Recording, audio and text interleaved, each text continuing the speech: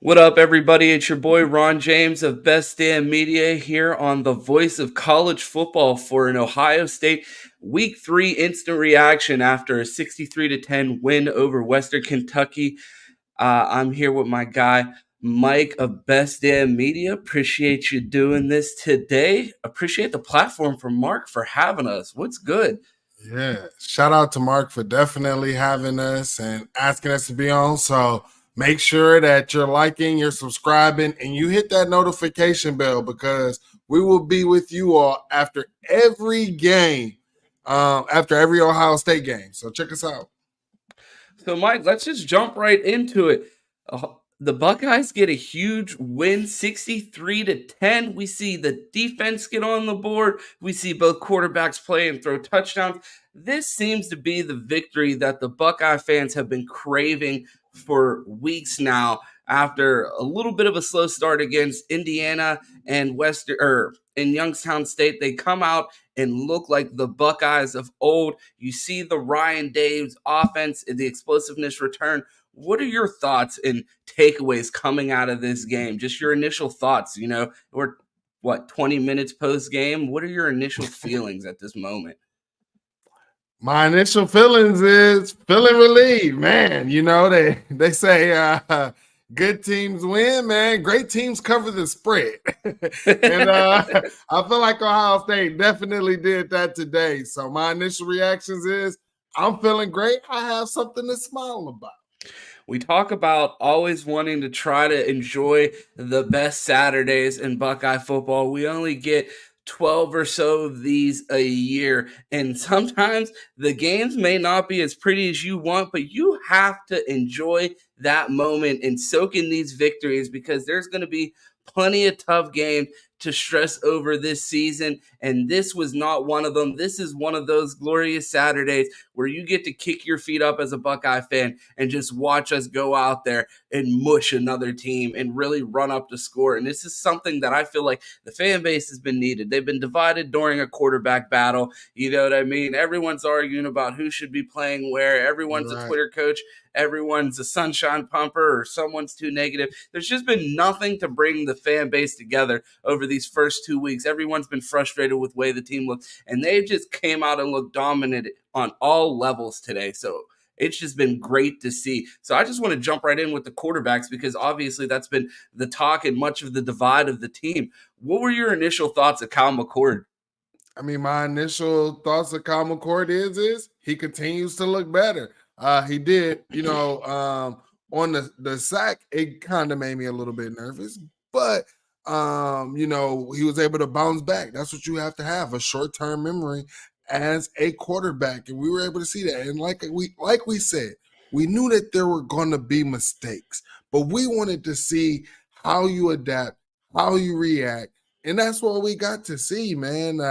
We don't have to worry about our quarterback not having a passing touchdown, right? This is exactly what Buckeye fans wanted to see. This is the opponent. It's a lower level opponent. You want to see us beat the crap out of them on offense and defense and, let our quarterback shine. And, if anybody is a Best Damn Media fan and you watched our pregame,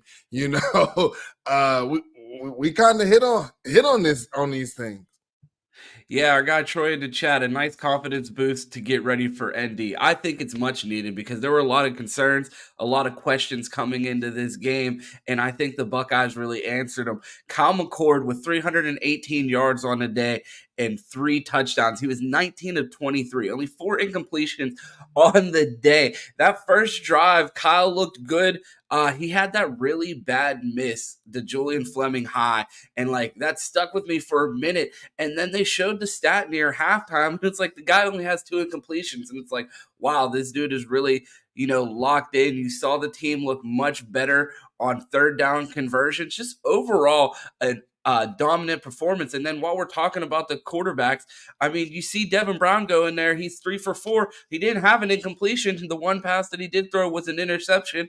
He threw for a touchdown, Carnell Tate gets on the board. If you watch our show, the Buckeye Roast on Best Damn Media YouTube channel every morning at 8 a.m., we have a bowl prediction show that we do on Friday. I've used the same bowl prediction 2 weeks in a row, and it finally came to fruition. We see Carnell Tate, freshman wide receiver. I mean, Marvin Harrison Jr. said before the season that he felt that Carnell was ahead of where Marv was coming into last season. So that just shows you how highly this staff and the players on this team think of this kid. And he goes out there and shows you why he's so highly regarded when he gets that touchdown pass.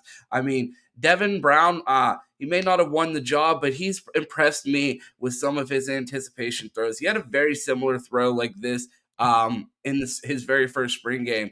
He threw a touchdown in the corner of the end zone, and the ball was out of his hand before the receiver even broke in his route. He just had that much faith that he knew where his receiver was going to be, and he put it right on him. And he did the same thing with Tate today, and on that move there, the ball was already out of Devin's hand before Carnell came out of his second move in the break. So that was just an overall great throw to see. And now that we're seeing, it seems like now that this quarterback battle has come to an end, we're able to see the best of both of these guys. It seems like they're out of their head. They understand their roles, and they're both being able to do the most with their opportunities and really getting a chance to shine. And I think that just speaks to the level of talent and depth on this team and how the position that the Buckeyes are going to be in going forward, because it looks like they're in great hands with Kyle right now, and it looks like right behind them we have another gem in Devin ready to step in and take over when it is his time. Yeah, man. I'm excited about this team. And what's crazy about these wide receivers, what I heard, if anybody had the volume up on the TV, we heard that in the second week of last year, Marv had an ankle injury and played the rest of the season through that. And we were able to see that burst from him. I thought that was amazing. And then talking about Devin Brown, man, like you said, Ron, what did I tell you preseason? Why is the reason why I wanted Kyle McCord to be the starting quarterback? Because I want there to be a nice trend of one and done. And I mean, right now, if Kyle McCord continues just the trajectory and continues to get better throughout the season and then goes ahead and light these big games up, in your pregame, Ron, someone said that he might not be able to be in the Heisman, but I think he might be able to stack the games on to do that. And that'll be a first-round caliber quarterback. And then Devin Brown's up next. So we got a question from our guy, Jackson Johnson, if you want to pull that one up from the chat. What was your take on third down efficiency being 5 of 10 today? I mean, it's an improvement. I think it was a necessary improvement. That you say you like it to be around that for the season, so you would have liked them to be able to run it up and be slightly more efficient. But after being 30% coming into these first 2 weeks, I think 50% is a much needed improvement and great to see. Would you like it to be a little bit better? Yes, but at the same time, how nitpicky can you be when your team puts up, 63 points and the offense looks the way that it does? I mean, I feel like they took their foot off the gas a little bit in the second half of the game. But overall, I was happy with your performance. Let me know what you guys think in the chat. Are you guys happy with an improvement to 50%? I think 15 to 20% improvement of what we've seen on third down is a much needed step in the right direction. And what we got to remember with this team is we're just getting started this season. I mean, we're only 3 weeks in. We really haven't had a chance to settle in and become the offense that we know that we can be. Like, one of the things that the announcers brought up on the show was Kyle really hasn't had that opportunity to really get these game reps in the film to go back and figure out what works best for him and Ryan Day and what he's most comfortable doing. And each game, he's getting more and more reps and learning more about himself as a quarterback. And Ryan Day's learning that much more about Kyle as a quarterback and which works best for him. So I'm super excited to see the way this team is able to grow now that they're settled in on a guy and they're able to lock in and grow in the direction that they need to grow and move the offense in the direction that's best for Kyle. Yeah, I look at this kind of as game one, to be honest with you, for the offense. This is game one.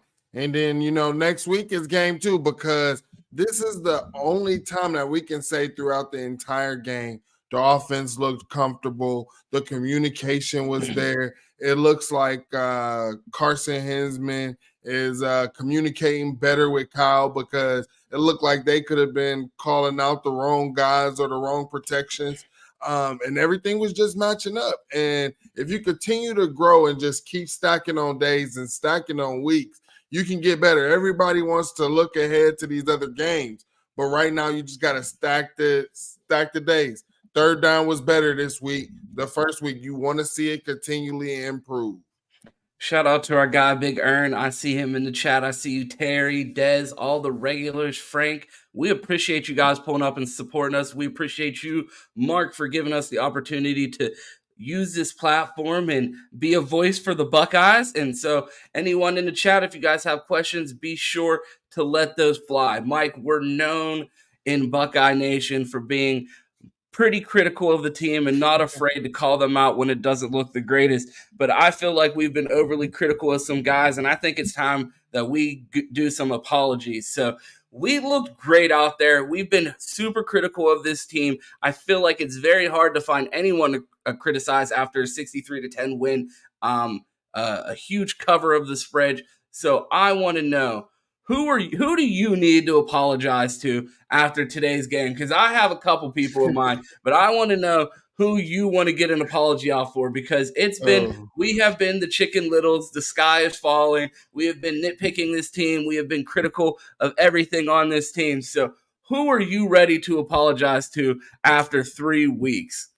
I have to give my apologies to Josh Proctor. Hey, Josh Proctor. And also his mom. Hey, Miss Proctor, because a few years ago, I seen him whiff on the tackle. I called him out on it. His mom came after me and everything. And I've been highly critical, because this is the way he's playing now is what we have been expecting from him, since forever. But some guys, it just takes a little bit of time for them to get it. In our national championship year, talk about a Steve Miller. It took him that long. You know what I'm saying? It happens. A Chris Grant took him that long, so it happens, man. Man, yeah, I got a couple Who's your people. guy? I got a couple. I got to apologize to Josh. You gotta live. Yeah, exactly. I got a laundry list of people that I need to apologize to, but I'll definitely start with Josh Proctor. I was critical of him. The decision to play an older guy this year, I was really captaining the Malik Hartford train, and I do think that he's a young guy that is going to be a superstar at Ohio State one day. But I was on the youth movement. I wanted someone to play ahead of Proctor. And the crazy thing is, I jumped ship from Proctor Island, bro. I was one of the few. I was there with Q late. I was hanging on to Proctor Island. I had a house there. I thought Josh Proctor was going to be the best player on that 2021 defense. Not saying much because that defense was what it was, but I thought that Josh was going to be one of the best players on that team. So to see him really come into his own and be the player that people have always thought that he could be, because, you know what I mean? You heard about him pushing Jordan Fuller for reps in bowl practice, right? You know what I mean, as a true freshman. And now we see him finally balling out as a senior. So apologies to Josh Proctor. He's been playing amazing, flying around out there and being that guy that we thought he could be. And come on now. I can't delay it any longer. Still Chambers. We have been the captains of the play CJ Hicks train. We have been saying that there are more athletic options, there's more dynamic options. And outside of whatever the hell happened when he tried to recover that fumble that Tyleek ended up getting, Steel Chambers had a great game today. He was in the backfield. He was physical at the point of attack. He had an interception. So big shouts out to Steel. And that's the one thing that I want to get across about our platform. We are Buckeye fans. Anytime we're critical of our team, it's coming from a place of, we want this just as much as y'all. Right. We want this for you just as bad. It don't matter if it's CJ Hicks or if it's Steel Chambers out there. If they're out there going crazy and they're playing up to OSU standards, that's who we're riding for. And to see them go out there and ball out like that, I will gladly eat crow every single time that I criticize these guys and they come out and ball out and prove me wrong, because I will be the first one to the table to give them their props the next day. Not even the next day, the second that I see it, because again, I want these guys to be great. Every single player from the top of the roster to the bottom. I don't care who's out there, because if you're wearing the scarlet and gray, I want you to be great. And I saw everyone playing great. Tyleik Williams, just so many places. Mike, who else do you want to talk about during this game? Because, I mean, I just feel like there's so many different people that just balled out this week. But I had to get those apologies on the table before we were 15 minutes in. But I had to make sure that we didn't get too far into the show before we showed props to some of the guys that we've been critical of, because that's exactly what we're looking for from these guys. We're not looking to bury these guys and, you know what I mean, just be overly critical just for the sake of being mean, man. I'm glad to see that these guys come out and ball and get better and are proving us wrong, because I will gladly come on here and apologize every time if they want to prove me wrong. And just to piggyback on you, Ron, I don't think that you should feel bad, because I listened to former Buckeye, Zach Bourne, and what he said is if these fans weren't critical, the reason they're critical is because they care. And you would look at these fans crazy if they didn't care, right? So you know, and as some other former Buckeyes have said, if you don't want them to be critical, don't put out bad tape, you know? So we just want the best from our Buckeyes, man. That's all we are wanting. And in the chat, everybody's saying, hey, man, I was hard on Kyle McCord from the spring game. A lot of people was hard on Denzel Burke, hard on Still Chambers. We're seeing it in the chat, man. Let us know, who else were you guys hard on? Keep putting it in the chat. Load it up. So we gave out our apologies. How about an MVP for the game, Mike? So we saw a lot of guys ball out. You know what I mean? We saw the defense getting after it. A couple guys got sacks. We saw Jordan Hancock force turnover. Denzel Burke was all over the place. Tyleik Williams with the fumble recovery. Kyle McCord, 3 touchdowns, 300 yards. Trayvion Henderson, 2 touchdowns. There's so many people that balled out. Even Chip Trayanum, 50 yards and a touchdown. Who is your MVP in your initial reaction coming out of that game? Well, you actually said one of the names. It had to be Tyleik Williams. Just the way that he was able to come on in the second half, pushing the pile back, being the force. And you heard the announcers just laughing. It was like when he jumped down there to get that fumble recovery in the end zone, there was not one person who was going to be able to stop that man. And I love it. We have been so critical and wondering, when are we going to see this pass rush? When are we going to see more from the D-line? And we finally got to see it, man. I'm excited. And Tyleik Williams, man, this is what we wanted. We were asking last year, where's Tyleik Williams? Why we're not seeing more of him? Oh, he's so disruptive. And that's what we saw. I got to go with my guy, Denzel Burke. I mean, this dude has played out of his mind this season. And this was the game, if any, for him to get exposed or brought back down to earth after what we saw in the first 2 weeks. And this dude just came out here and balled the fuck out again. And anyone that's been watching our content knows that I had a saying in the past about Denzel Burke. And I used to say, I've never seen a football player more indifferent to tackling than Denzel Burke.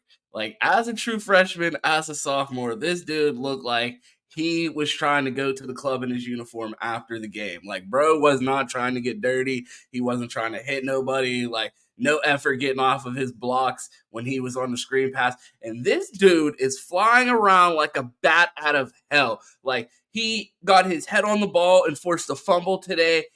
I tweeted out, I'm not even mad at Denzel Burke for overrunning the play on that screenplay, because I haven't seen him with that level of physicality and want to and blowing up a block on a screenplay in the entirety of his career. And that's something that, even in all the improvement that I anticipated from Denzel Burke, if he was going to take a jump, never in a million years did I think a part of that jump was going to be becoming more physical. I thought he was going to improve his ball skills. I thought that he would get his head around more, but the physicality, the 1-2 in the run game.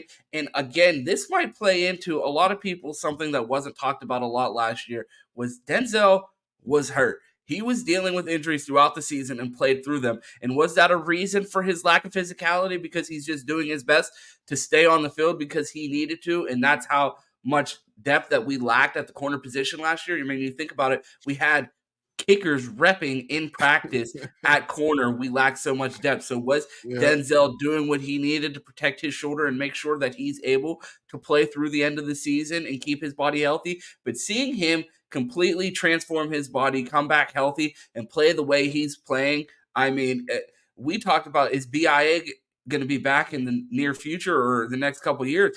We might be having the conversation, is BIA back now? Because the way this secondary is playing, they're forcing fumbles. Jordan Hancock seems to be getting better every week at that nickel corner position. And we've been saying it has to be a corner at that nickel spot. And seeing Jordan Hancock out there, we saw him get beat once. I think he had a pass interference play. But if you watch our channel, that's exactly what I asked for. I'd rather see you with pass interference and have a demoralizing play, or just not let them really get hype off of someone getting mossed like we saw with another player in our secondary happen against Youngstown State, and it led to a touchdown. So overall, just the things that we're seeing out of Denzel Burke, I just can't be more happy for the play that he's putting out on the field, because it seems like he really committed himself to this level up. Yeah, he definitely did. And you keep talking about BIA. Is BIA back? Man, is the Silver Bullets back, man? Somebody had put in the chat, I put it up here, man. Last year, secondary gives up 24 to 31 points, and you are not lying. We just might have our Silver Bullets back. And anybody who has been around me a long time has known I've had like the Silver Bullet as a profile picture. I'm big on the Silver Bullet mantra of Ohio State. So I'm a defensive guy. So I'm happy about the defense, man. So who was your MVP of the game? I went with Denzel Burke. Who yeah, I told you. I told you Tyleik Williams. Tyleik Williams. Okay, bet. So I saw someone mention in the chat that they still think that Kade Stover's blocking is suspect. What are your thoughts on the tight end play thus far this year? It's hard to see, and you know me, anyone that's familiar with our content, I am one of the more critical people of Kade Stover. But like, I catch myself each Saturday this year being like, he frustrates me, but like, he does what's asked of him for the most part. Has he struggled in the blocking? Absolutely. But the thing that has impressed me is I've always been critical of Kade's not a passing threat. He's not the same passing threat that G is. And to see Kade go out there, he's catching the ball. He's not having those like back-breaking drops. He's doing stuff with the ball in his hand. Would you like to see him be a little bit more dynamic? Yes, but is he getting yards after the catch? Yeah, he's a hard guy to bring down. It's not the sexiest of running styles, but it's lumbering and it's tough.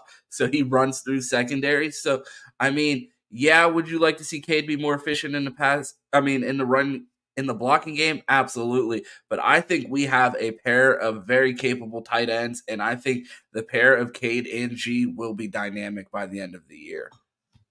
Yeah, Kade definitely has to clean up his blocking. What he was able to do in the passing game, man, yes. Well, he does what he's asked of him. I do want to see him, understand ball security when guys are coming up from behind you and you're not the fastest guy out there. Somebody's going to be coming up behind you. You have to have that type of awareness and that IQ. I do hope that he can work on that. But, I mean, you're a senior. You're a captain. You should be going hard. And the thing that I just kind of found interesting that I was worrying about was just he was very, very slow. I don't know. I know he had an injury that he was dealing with in the offseason and from last year, but I wonder, is it still an issue? Because we know he's a physical guy. We know he likes to hit. So what is going on? But yes, if he could get these things together, I think that he could be dynamic along paired with G. Scott, because G. Scott is showing that he could be that physical guy that you can lean on as a blocking tight end. Absolutely. But speaking of physicality and blocking, I'm looking at the box score right now. And if you looked at it, you would think this guy had an awful game. I mean, he is 2 catches, 17 yards. He was the number one wide receiver recruit in his class. And if you were just a box score watcher and did not watch this game, you're like, wow, what's happening with Julian Fleming? And I think this is another guy that could have been a candidate for our apology section because we are also very critical of the guy. We're constantly looking for a more dynamic replacement at that wide receiver 3. But I think this is now 3 weeks in a row that Julian Fleming is proving his value week in and week out in the blocking game. I mean, the way he pins people on some of these runs and the way he's able to spring some of these runs with his ability to just put his nose in it, especially a guy that's battled injuries with his shoulder, the fact that he's still willing to go out there and put his body on the line and be a physical wide receiver and block. I mean, Michigan fans have to be so jealous watching this guy block out there because, they love to ask their wide receivers to do that. But Julian Fleming really committed himself this offseason to making sure that his body was healthy for this year. And while he didn't put out the numbers in the pass game today, I think he had a great game blocking. Yeah, man. Talk about Julian Fleming. Some people definitely owe him an apology. One thing that I have always said about Julian Fleming, I think he does a great job at being a route runner, but we had left something to be desired about blocking.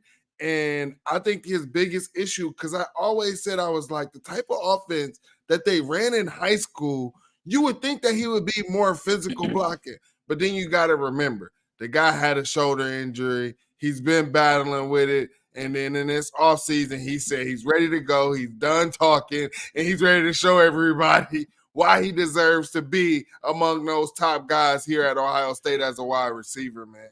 He's an every down wide receiver, flat out. Absolutely.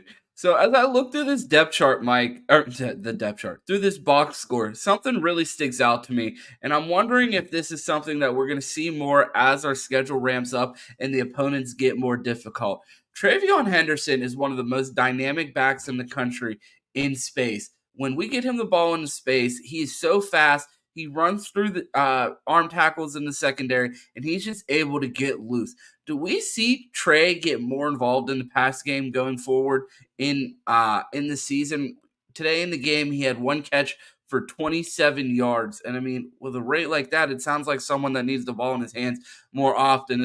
One of his first breakout plays was against Minnesota as a true freshman. He takes that screen to the house, almost 70-something yards. So is that something that you want to see more out of this offense? Because it seems like an underutilized aspect of the offense because I feel like Trey is so dynamic in space and we should find more ways to get him the ball in space and be more involved in this pass game.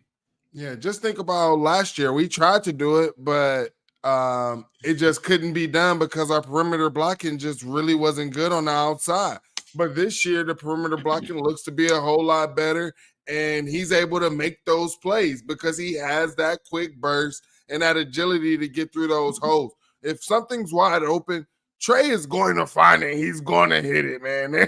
It's dangerous, and that's the whole thing, like that you remember about his freshman year. The big plays that he made was getting him the ball in space and letting him get them shoulder pads level to the end zone and go. Because, I mean, and like you said, we talked about him having to run through them arm tackles. We saw it had to be something that he's been working on, and he looked a whole lot better this week, man. So shout out to Trayvion Henderson on working on that, man. Absolutely. A great day by Trey. 1 catch for 27 yards, 13 carries for 88 yards, 6.8 yards per carry. Something that Ryan Day said is he wants every back above 4 yards per carry. I'm just taking a look at the box score. You got Trayvion at 6.8, Chip at 11.2, Mayan at 4.6, Xavier at 6.5, Evan Pryor at 4, Marvin Harrison at 7. So we're getting the production out of the run game that Ryan Day is looking for. And it's just so, I mean, you hate to be a sunshine pumper, but it's fine. It's hard to find a place to criticize this team after this game. Something that I do want to bring up, we're at the 30-minute mark, so I want to ask everyone to make sure they like that video. We appreciate everyone pulling up. If you hadn't had a chance to do that, we want to give a big thanks to Mark Rogers for having us here on the Voice of College Football channel. If you're not familiar with us, I'm Ron James of Best Damn Media. That's Mike, Cleveland Mike, 216 Wild Boy, if you're unfamiliar, of Best Damn Media. We do shows on the Best Damn Media YouTube channel. We have the Buckeye Roast 5 days a week. We're talking Buckeyes at 8 a.m. Me and my guy Q. We have the Fans Edge and National Show on Wednesdays at 6:30. We also have our flagship show, Buckeye BS, tomorrow and every Sunday at 10 a.m. with me, Mike, our guy Q, and our guy Cam. We do a ton of content. We also do a college football pregame show with Big Chris Drew every Saturday morning at 10 a.m. The content's constantly flowing. We do film breakdowns on the channel, tons of content around there. So make sure, if you're not subscribed, the link is in the bio. Make sure that you tap into the Best Damn Media YouTube, pumping out tons of Buckeye content. But I want to jump right back into this Buckeye instant reaction. Mike, one thing that people have been concerned about is this offensive line, and they seem to have got a lot of things fixed in that game. They kept the quarterbacks upright.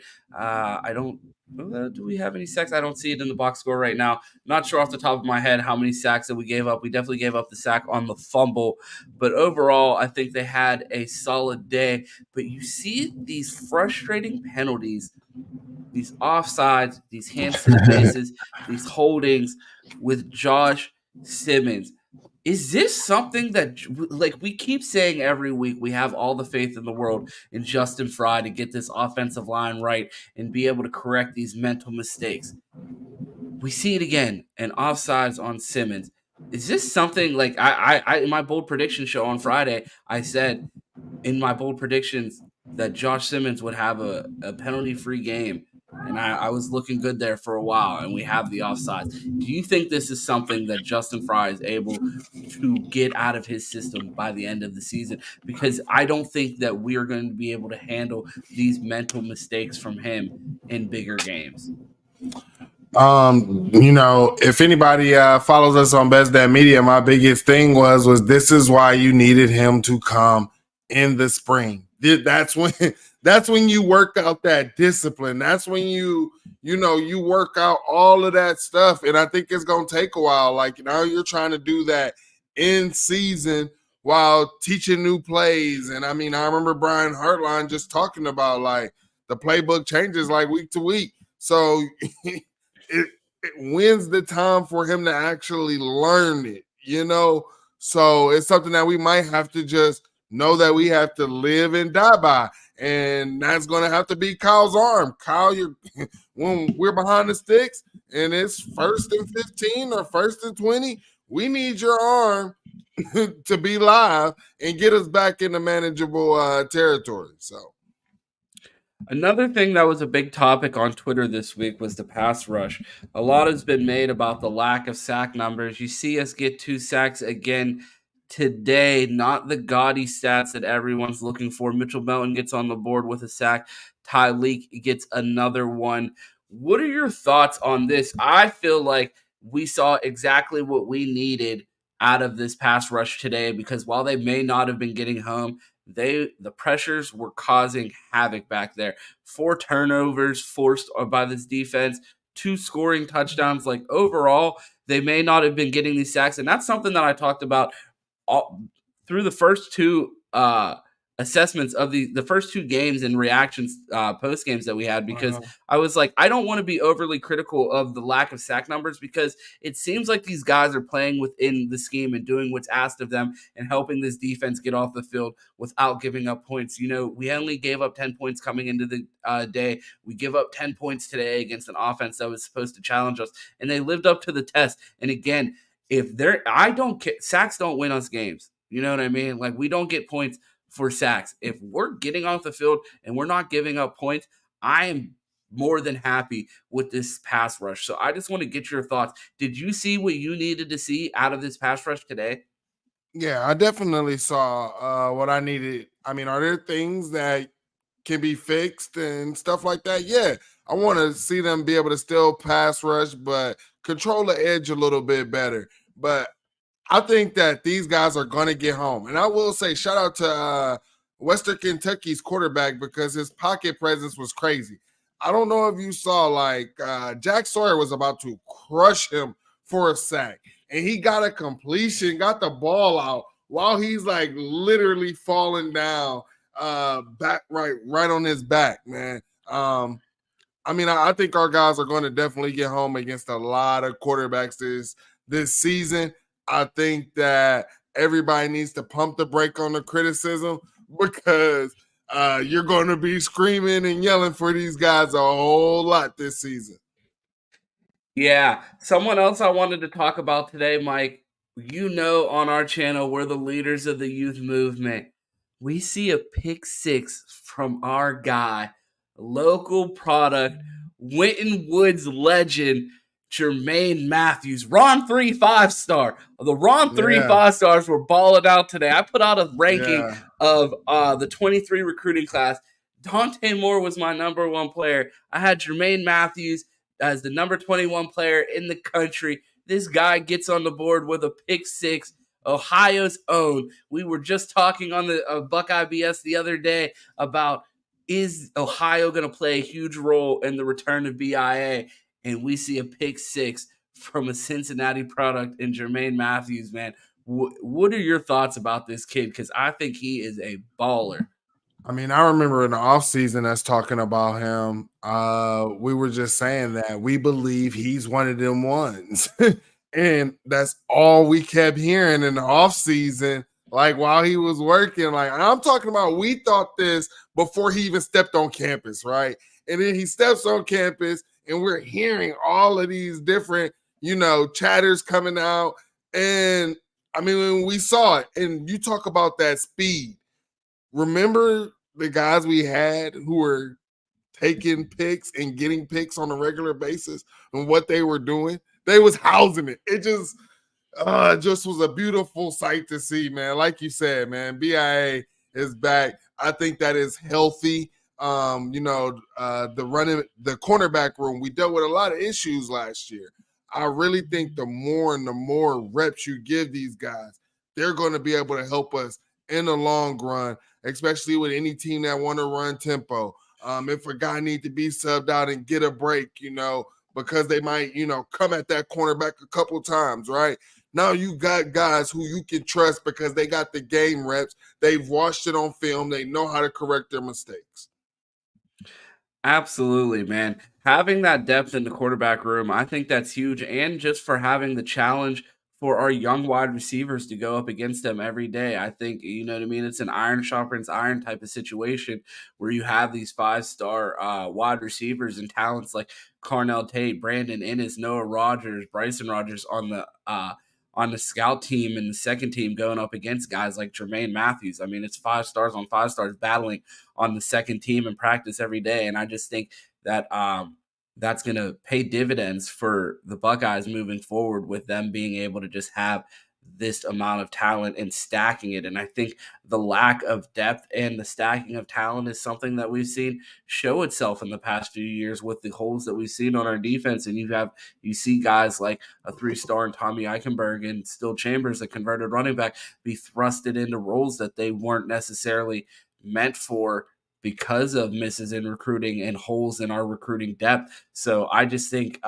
having these 5-stars and stacking this talent in our secondary and all over this defense. I mean, we saw earlier in the chat guys talking about Amari Abor and like Hero Canoe and just the guys on our defensive line still getting after it after Tyleek has a day that he has, and you just still Mitchell Melton getting a sack. These waves upon waves of talent coming in for the Buckeyes on the defensive side of the ball, and I think that's something that we've lacked in years past. And I think that's another reason why we've been able to see the defense keep the score low even when we take our starters out. We take our starters out, and we have 5-star freshmen you know what I mean, taking pick sixes back. So having that depth and being able to like, we're taking our foot off the gas. We're going to put this young 5-star in for our other 5-stars. So like you have Denzel playing at an All-American level, and then you have a true freshman 5-star coming in and getting a pick six. It's just so hard to be critical of this defense. I feel like it's a day of celebration for Buckeye Nation because I know there's a lot of other fan bases out there looking themselves in the mirror with questions after today, but the Buckeyes have to be breathing a sigh of relief after the performance we just saw today. And Ryan, I also want to say this, we're talking about the players that we've been critical about, but I think that we need to definitely give a shout out to the secondary coaches, man, the Perry Eliano. I think we need to give a shout out to Tim Walton. We were very critical and very crucial of them last year, but it was just year one. They was learning a new system. They was learning their defensive coordinator, and then they were also learning these players, and these players was trying to learn technique because they have just been so bad, been so beaten for so long, and they had to build their confidence back. We talked about Burke having to build his confidence back, and now you see him playing like a dog. And so shout out to Coach Wall, shout out to Perry Eliano. I hope and I pray them recruits that was there loved what they saw. Yeah, for those that don't know, Miami commit Chance Robinson was in the building for the game today, so I hope he enjoyed himself. It's funny that Miami fans are so eager to talk about Jeremiah Smith, but I think they need to keep their eyes on their own recruits because they're up here enjoying a nice day of Buckeye football and some Ohio fall football. So I hope Jeremiah was just here last week, last so you week, think he might have exactly. told So Chance like, "Hey man, you might want to go check it out." Like, really? Hey, I go this week, you go the next week. Right? And then exactly, bro. also, you're talking about a top star. Another top star DB was there, Dorian Brew. Yeah, and to see these young guys like these young Ohio products like Jermaine has to be huge for these recruits. I just can't, bro. I'm just looking at this box score in amazement of what the Buckeyes were able to put on the field today. Marvin Harrison Jr., 5 catches, 126 yards, and a touchdown. Emeka Ibuka quietly 2 touchdowns and 57 yards, just spreading the ball around, an embarrassment of riches. And it's just like going into this Notre Dame game, such a sigh of relief for Buckeye Nation. Ryan Day, the quarterback room, you see, you know what I mean? The first person to go greet Devin Brown after his touchdown pass is Kyle McCord. They're joking on the sidelines together. You're glad that there's not that rift coming out of that. And it seems like the Buckeyes are really on the same page and ready to march forward and have what fans expected, a national championship run. Yeah. Do you think what you've seen out of this defense that this is a national championship caliber defense? Man, here's the thing that we've always said, right? I think so.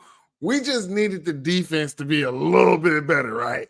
We knew what the front end and what the front seven can do. We know when we saw them get better last year, but we weren't better on the back end. Now, the back end, they got some communication things that they need to work out, and I know that they will, But heck yeah, I think that this is definitely a team that will help a defense that will help us win games this year, and where we don't always have to rely on the offense. Like, our defense won us a game last year, but our secondary, I think that they can have some game-winning plays. I'm excited. I'm telling you, just one more game, one more win, I'm ready to tell lies. Man, if we come out here and smack Notre Dame in the mouth, I can promise you that we will be the most insufferable follows on Twitter. So have an eye out for that. A couple things that I still want to get to before we get out of here, Mike. Jim Knowles, a very polarizing name in Buckeye fandom, has come out and given up 20 points through 3 games. The defense has looked spectacular. I just asked the question, does this look like a national championship defense? And some people, you know what I mean? The fact that we're even asking that question in week 3 is something that I think a lot of Buckeye fans would be thankful for. I asked the question on one of our recent shows. Is Jim Knowles still a $2 million quality coordinator if he's not running the defense that made him famous at Oklahoma State? And it doesn't seem that we're as gimmicky with the blitzes. It seems like Jim Knowles has really altered his system to match his personnel and really dialed back the gambler in him. Do you believe in the change Jim Knowles that we've seen? Is this something that you're buying into? Is he proving that he's worth the $2 million and he's not just a guy with a gimmicky system from the Big 12? Man, from all accounts, I'll say this because, like I said, this was the pop quiz. I told everybody this off season. I told everybody last week. This game was the pop quiz, right? So congratulations, Jim Knowles. You passed that pop quiz. But there's other tests on this schedule that I want to see Jim Knowles pass before I sit there and say that. Because I'll tell you this.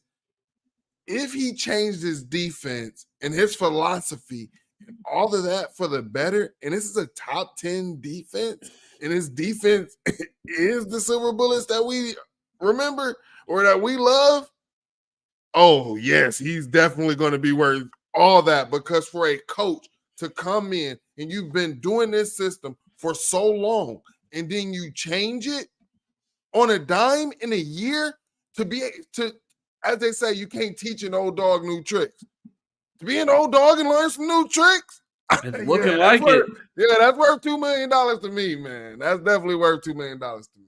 So yeah, man, it'll be super excited. Someone said, "Let's go!" It's 7-7 in the Michigan game, man. If the Piss Skunks lose, your boy will be I'm in basketball shorts right now. I'll be putting on a pair of jeans and walking my ass right up to the bar and getting wasted tonight in celebration, man. The Buckeyes have the vibes high in Columbus and around the nation right now for all Buckeye fans. I'm here in Pittsburgh. Mike's down in Texas, and we know there's Buckeyes everywhere. So shout out to the good vibes. We're back-to-back weekends of celebratory, enjoyable wins from the Buckeyes. And again, we need to cherish these moments, because when you have national championship aspirations, it's so easy to get down on this team and be overanalyzing every play. It is imperative as a Buckeye fan that you enjoy every bit of moments like these when we have these 63-2 wins, because when you're on a national championship chase, when you have the standards that the Ohio State has, you don't get too many weekends like this where you're micro-analyzing the team. I mean, I'm looking up and down this box score, man, and I just can't find anything to criticize. It's just good vibes around here and great things to see. Mike, what are some of your other takeaways from this game, man? Because all I'm taking away is, man, another happy Saturday from the Buckeyes. I got a couple takeaways, man. Because I like to, as they say, look at the tea leaves, right? So I'll say this is there's a couple. Dallin Hayden, RB5. There has to be something going on with an injury issue or something. But here's the thing. Why would that be hard to believe when we know what Evan Pryor was supposed to be, because he was supposed to be involved last year? And everybody's like, why isn't Dallin Hayden leaving? Especially when you see Dallin Hayden in RB5. Shout out to our guy Cam.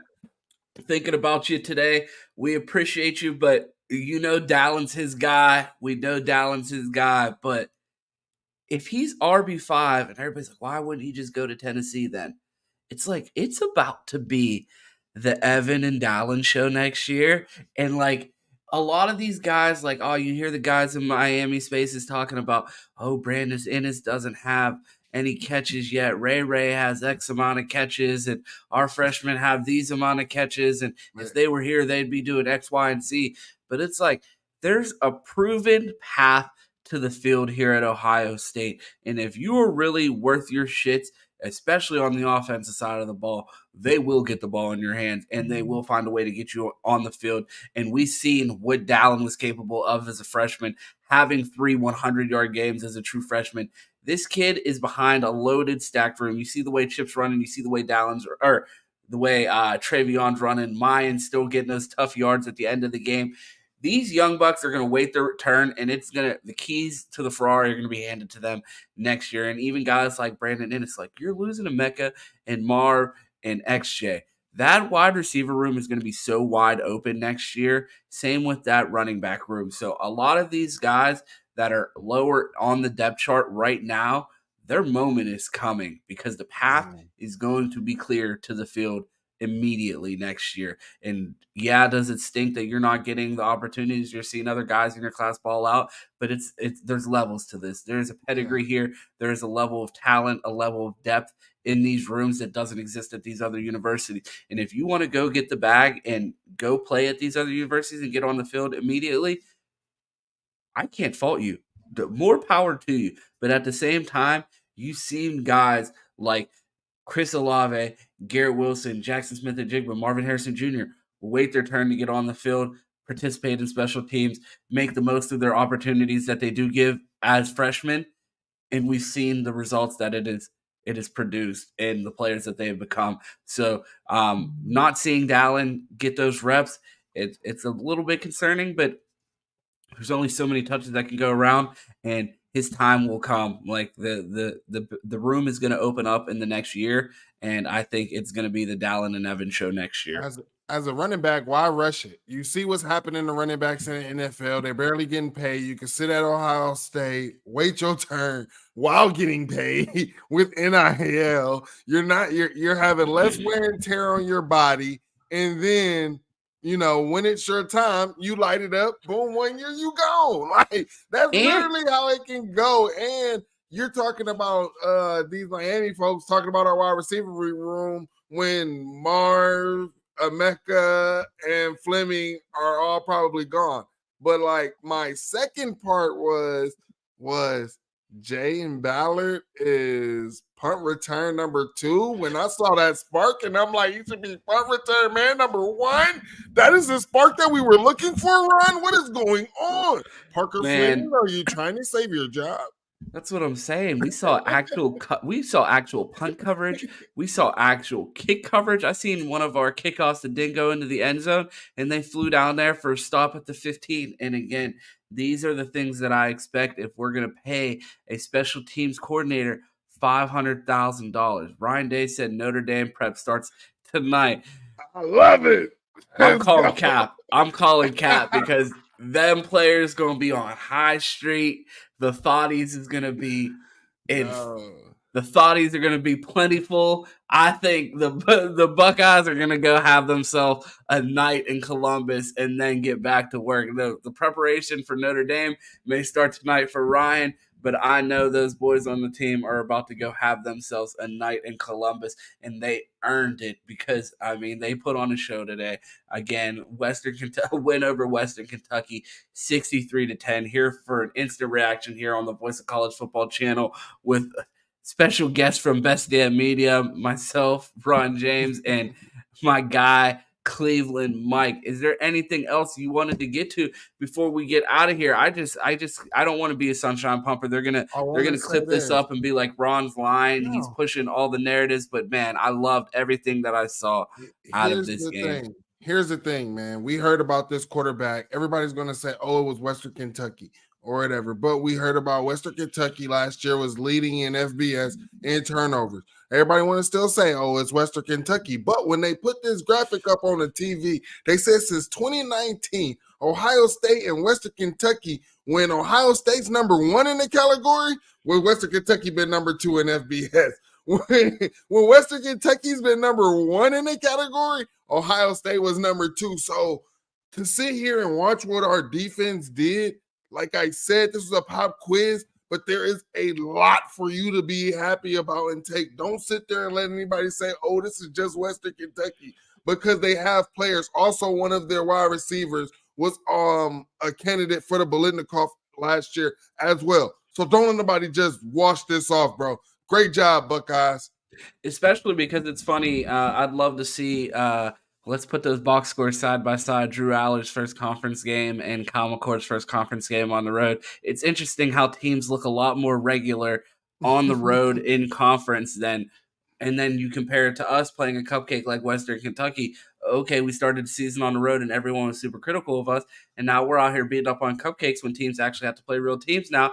And shit's starting to look funny in the light. Everyone's starting to really settle back in to where we thought they would be.